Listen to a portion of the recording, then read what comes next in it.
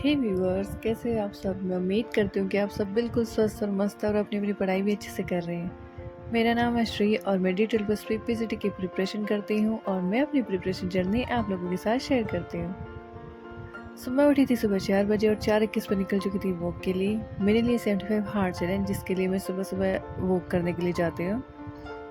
और बस मैं वॉक करने के बाद मैं आ गई थी घर आने के बाद मैंने लिया शावर लेने के बाद मैंने कर ली थी पूजा। और पूजा करते ही मैं आ गई थी सीधे अपने रूम में, क्योंकि कल रात को मैं पढ़ाई कर रही थी ये ज्योग्राफी के नोट्स की। तो बस थोड़े से मेरा रिवीजन बच गया था, तो मैंने सोचा पहले मैं इसको कंप्लीट करती हूँ, उसके बाद ही मैं कुछ और देखूँगी।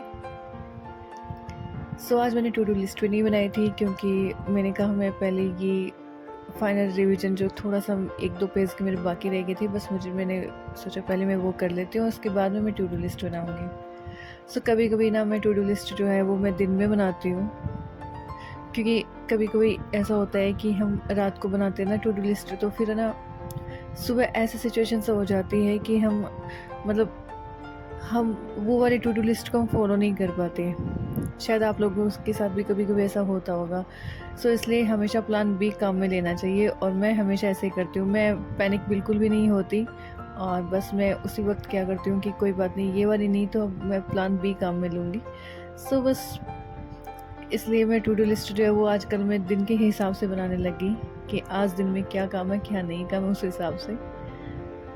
सो रिवीजन करने के बाद मैं आ गई थी ब्रेकफास्ट बनाने के लिए। और ब्रेकफास्ट जो है मैंने बनाए थे पोहे, और साथ में मैंने एक आलू जो है वो फ्राई किया था फ्रेंच फ्राइज बनाने के लिए। वो शेप तो नहीं बनी, लेकिन टेस्टी बहुत थे। और बस ब्रेकफास्ट करने के बाद मैं फिर से आ गई थी अपने स्टडी रूम में, और अभी मैं कर रही थी इंग्लिश लिटरेचर, क्योंकि आजकल मैं ना मेरे स्पेसिफिक सब्जेक्ट जो मेरा इंग्लिश लिटरेचर है मैं उस पर ज़्यादा ध्यान देने लगी, क्योंकि अभी टाइम कम है, इसलिए मैं अब इसको ज़्यादा मैं टाइम देती हूँ, और जनरल पेपर को मैं थोड़ा कम टाइम देती हूँ। सो जितना मेरे पास सोर्सेज है मैं उसी हिसाब से मैं पढ़ती हूँ। कुछ मैं यूट्यूब से क्लासेस ले लेती हूँ, और कुछ मेरे पास जो RPSC की स्कूल लेक्चर के एक टाइम की मेरी जो बुक थी, बस मैं उसी से पढ़ती हूँ।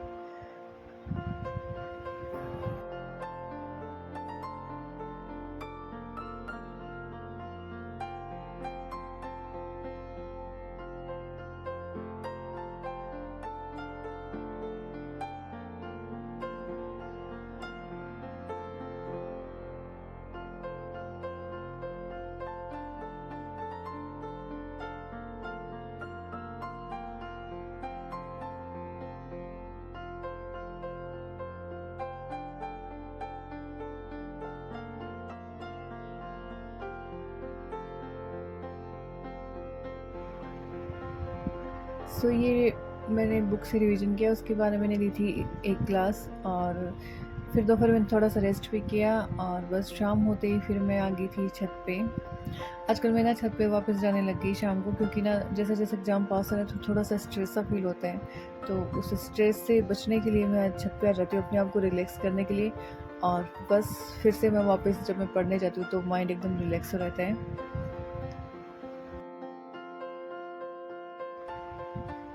और बाद में मैं बनाने लगी थी डिनर में मैंने बनाया था हलवा और रोटी, और सब्जी मम्मी ने बना ली थी। और उसके बाद डिनर करने के बाद मैं आ गई थी वापस पढ़ने के लिए, और अभी मैं कर रही हूँ MCQs। सब मैं जो भी टॉपिक पढ़ती हूँ ना मैं उसके MCQs ज़रूर करती हूँ, ताकि मुझे पता चले कि ये टॉपिक जो है वो मेरा क्लियर हुआ कि नहीं हुआ।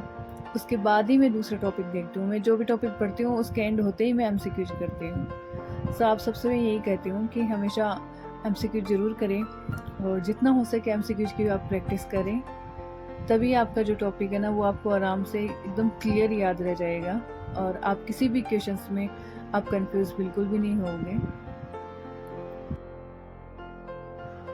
और बस इसके बाद मैंने ली थी एक क्लास, और एक मैंने मॉक टेस्ट दिया था हिंदी ग्रामर का। और ये सब करते करते रात के बज गए थे 12। और आजकल मैं कोशिश करती हूँ कि 12 बजे मैं सो जाऊँ, क्योंकि मैं सुबह जल्दी उठती हूँ, तो बस कम से कम 3-4 घंटे की तो नींद कंप्लीट हो। सो आज की वीडियो में ये एंड करती हूँ। मिलते हैं नेक्स्ट व्लॉग में, तब तक के लिए bye. Stay safe, stay healthy and be positive.